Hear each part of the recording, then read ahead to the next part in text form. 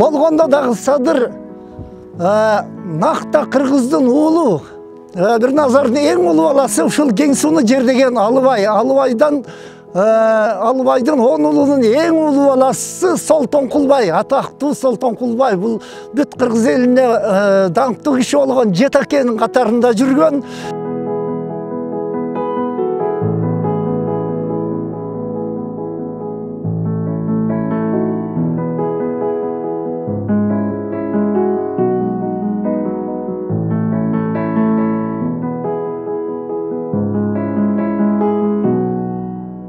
Вот ошо Бирназардын тукуму анан Нуркожо Аксакал, анан Садыр Жапарович болот. Анан кайда коргу.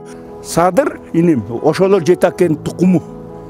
Себеби анын канында ошол Жетакенин калыстыгы бар.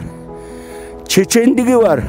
Анан эң алдыны көрө билгендик, анан туура сүйгүлдөгөндүк. Анан намыз бар.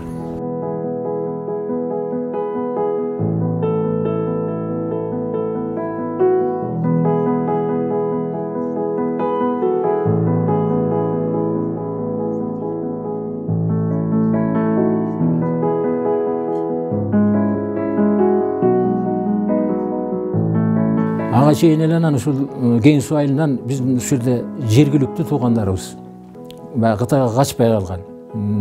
Ошолор угуп калыптыр. Кытайдан биздин туугандарыбыз келиптир, ошо Кемин деген жерде экен деп. Ошо колхоздун башкармасы ошо чоңдор менен сүйлөшүп, эми бул туугандарыбыз мал бакса ошол айылдан деле багат. Биз алып кетели, жардам берели деп ушундай кылып алып кеткен экен. Анан биз көчүп келдик.